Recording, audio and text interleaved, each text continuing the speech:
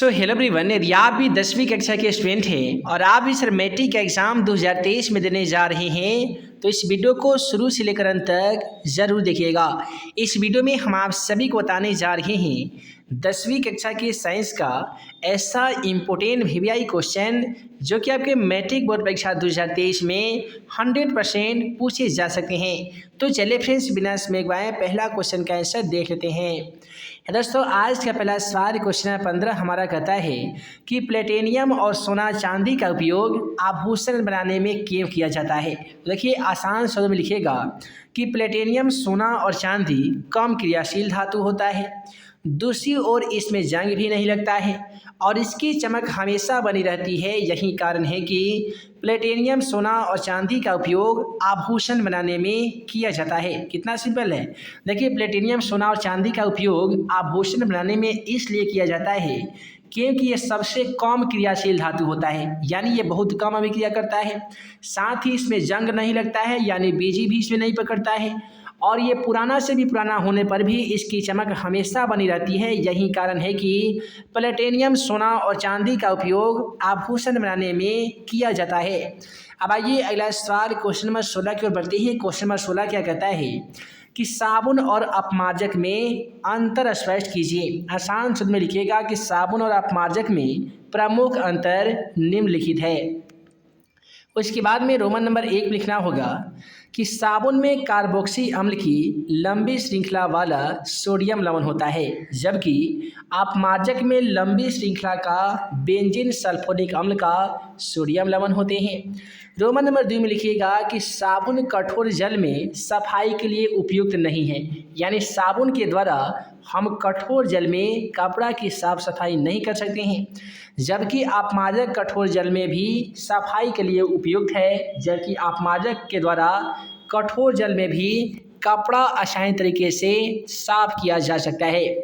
Roman number 3 में लिखिएगा कि साबुन वनस्पति तेल से बनाया जाता है, जबकि अपमार्जक पेट्रोलियम के हाइड्रोकार्बन से बनाए जाते हैं। रोमन नंबर 4 में लिखिएगा कि साबुन से जल प्रदूषण कम होता है। यदि आप साबुन का उपयोग करते हैं तो उससे जल का प्रदूषण काफ़ी ही कम मात्रा में होता है, जबकि अपमार्जक से जल प्रदूषण काफ़ी ही अधिक होता है। उसके बाद में अगला सवाल क्वेश्चन नंबर 17 को देखिए। कहता है कि एक अच्छे साबुन की विशेषता बताइए। तो इसका आंसर इस प्रकार से लिखा जाएगा कि अच्छे साबुन की प्रमुख विशेषता निम्नलिखित है। उसके बाद में रोमन नंबर 1 में लिखिएगा कि अच्छे साबुन अल्कोहल में विलय होता है। अच्छे साबुन में 10% से अधिक नमी नहीं होनी चाहिए। अच्छे साबुन का प्रयोग करते समय चटकना नहीं चाहिए। अच्छे साबुन में मुक्त क्षार उपस्थित नहीं रहता है।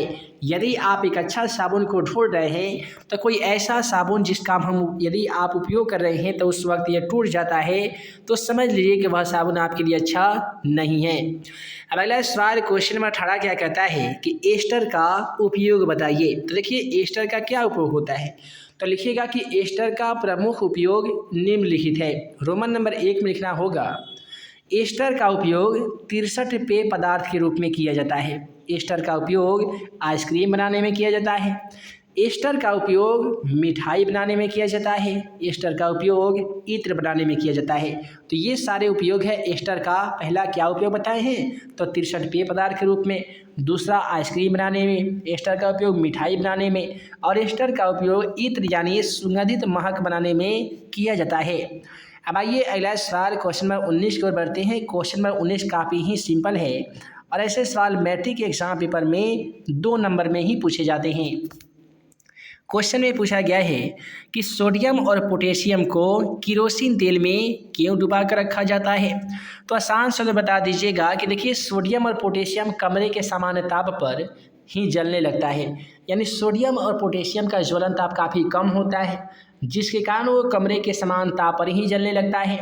दूसरी ओर सोडियम और पोटेशियम केरोसिन तेल में विलय होता है, यानी सोडियम और पोटेशियम केरोसिन तेल के साथ कोई अभिक्रिया भी नहीं करता है और उसमें घुलता भी नहीं है। यही कारण है कि सोडियम और पोटेशियम को केरोसिन तेल में डुबा कर रखते हैं।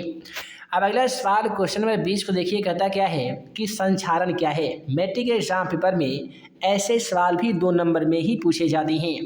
तो इसका आंसर लिखिएगा कि धातुओं का संक्षारण वह प्रक्रिया है जिसमें क्रियाशील धातु नमी युक्त हवा से अभिक्रिया करके अवांछित पदार्थों का निर्माण करता है। यह एक ऑक्सीकरण अवकरण भी कहलाता है। तो इतना जान लिए कि संक्षारण क्या है। तो धातुओं का संक्षारण वह प्रक्रिया है जिसमें कोई भी क्रियाशील धातु नमी युक्त हवा से अभिक्रिया करके अवांछित पदार्थ का निर्माण करता है। यह एक ऑक्सीकरण अवकरण अभिक्रिया भी कहलाता है और इसे ही संक्षारण कहते हैं। अब आइए जान लेते हैं कि यह सवाल पूछा जाएगा कि संक्षारण रोकने के उपाय बतावे, यानी किसी भी धातु को संक्षारित होने से कैसे बचा सकते हैं। आइए जान लेते हैं। तो रोमन नंबर 1 में लिखिएगा कि किसी भी धातु को संक्षारित होने से बचाने के लिए धातुओं की सतह पर पेंट करना चाहिए। रोमन नंबर 2 में लिखिएगा कि धातुओं की सतह पर एल्युमिनियम या जस्ता की परत चढ़ा देनी चाहिए। धातुओं को मिश्र धातु में परिवर्तित कर देना चाहिए। धातुओं की सतह पर ग्रीस या वार्निश की परत चढ़ा देनी चाहिए। तो इस प्रकार से ये 2-3 बिंदुओं पर ध्यान रखते हुए आप संक्षारित होने से किसी भी धातु को आसानी तरीके से बचा सकते हैं। अब अगला सवाल क्वेश्चन नंबर 22 को देख लीजिए दोस्तों। क्वेश्चन नंबर 22 क्या कहता है, अपरूपता क्या है, कार्बन के कितने अपरूप हैं। तो इसका आंसर लिखिएगा कि जब कोई भी तत्व प्रकृति में विविध भौतिक गुणों के साथ विविध रूपों में पाया जाता है तो इस घटना को ही अपरूपता कहते हैं और इसके ये रूप अपरूप कहलाते हैं। अब देखिए भाई साहब, कार्बन के 2 अपरूप होते हैं। पहला होते हैं हीरा और दूसरा होते हैं ग्रेफाइट। यदि मैट्रिक एग्जाम पेपर में ऑब्जेक्टिव में ये सवाल पूछे जा सकते हैं कि कार्बन के 2 अपरूप कौन कौन से होते हैं, तो हीरा और ग्रेफाइट होते हैं। अब देखिए अगला सवाल क्वेश्चन नंबर 23 क्या कहता है, गर्म जल का टैंक बनाने में तांबे का उपयोग होता है, इस्पात का नहीं, क्यों। यानी आपसे क्वेश्चन के माध्यम से पूछा गया है कि आखिर क्या कारण है कि गर्म जल का टैंक बनाने के लिए तांबे के तार का प्रयोग किया जाता है लेकिन इस्पात लोहा का प्रयोग नहीं किया जाता है। तो आसान शब्दों में लिखिएगा कि तांबा जल के साथ किसी भी स्थिति में अभिक्रिया नहीं करती है। यानी तांबा जल के साथ कोई भी परिस्थिति क्यों ना आ जाए उसके साथ अभिक्रिया करती ही नहीं है। दूसरी ओर लोहा भाप के साथ अभिक्रिया करके ऑक्साइड और हाइड्रोजन गैस बना देती है। यही कारण है कि गर्म जल का टैंक बनाने के लिए तांबे का तार का उपयोग किया जाता है, इस्पात का नहीं। अब अगला सवाल यहाँ तो हम लोग देख ही चुके हैं, प्लेटिनियम, सोना और चांदी का उपयोग आभूषण बनाने में क्यों करते हैं। अब आइए जान लेते हैं धातु कर्म के बारे में। तो देखिए, अयस्कों से धातुओं के निष्कर्षण और इसके उपयोग में लाने से पहले जो शुद्धिकरण की प्रक्रिया की जाती है इसे ही हम लोग धातु कर्म कहते हैं। अब देखिए, धातु कर्म के प्रमुख पद निम्नलिखित हैं। पहला पद है अयस्कों का सांद्रण, दूसरा है निष्पातन या भर्जन, अवकरण है शुद्ध धातु का शोधन। ये है सभी के पद। अब आइए जान लेते हैं अम्ल और क्षार में मुख्य अंतर क्या होते हैं। दोस्तों आसान शब्द में लिखिएगा कि अम्ल और क्षार के प्रमुख अंतर निम्नलिखित है। रोमन नंबर 1 में लिखिएगा, अम्ल स्वाद में खट्टा होता है जबकि क्षार स्वाद में तीखा होता है। यानी अम्ल का यदि स्वाद देखिएगा ना जी तो ये काफ़ी ही खट्टा होता है जबकि क्षार स्वाद में तीखा होता है।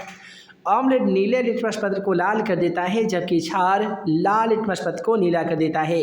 रोमन नंबर 3 में लिखिएगा कि अम्ल जल में घुलकर हाइड्रोजन आयन देता है जबकि क्षार जल में घुलकर हाइड्रा ऑक्साइड आयन देता है। रोमन नंबर 4 में लिख आइएगा, अम्ल क्षार को उदासीन कर देता है जबकि क्षार अम्ल को उदासीन कर देता है।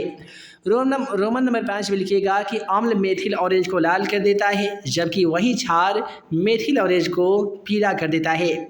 अब अगला सवाल कहता है पीएच स्केल क्या है। आसान शब्द में लिखिएगा, पीएच स्केल एक ऐसा स्केल है जिसके द्वारा किसी विलयन की अम्लीयता, क्षारीयता और उदासीनता मापी जाती है।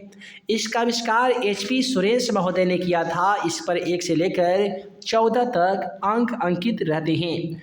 यदि किसी विलयन का पीएच मान 7 से अधिक हो तो 7 से कम हो तो अम्लीय कहलाता है, 7 से अधिक हो तो क्षारीय और 7 होने पर उदासीन कहलाता है। किसी विलयन का पीएच मान बराबर -log * हाइड्रोजन आयन होता है। तो दोस्तों इस प्रकार से आज के इस वीडियो में हम लोग 10वीं कक्षा के साइंस का ऐसा इम्पोर्टेंट VVI सब्जेक्टिव क्वेश्चन को देख लिए हैं जो कि आपके मैट्रिक बोर्ड परीक्षा 2023 के दृष्टिकोण से काफ़ी ही ज़्यादा इम्पोर्टेंट था। तो आशा करते हैं कि आज का वीडियो आप सभी को पसंद आया हो। दोस्तों वीडियो पसंद आया हो तो वीडियो को लाइक कीजिएगा, अपने दोस्तों में शेयर कीजिएगा। ऐसे ही नए नए वीडियो पाने के लिए आप हमारे यूट्यूब चैनल को सब्सक्राइब करना बिल्कुल ना भूलिएगा। तो हम जल्द मिलेंगे अगले वीडियो में नए VVI क्वेश्चन के साथ। तब तक के लिए आप सभी को वीडियो देखने के लिए बहुत बहुत धन्यवाद।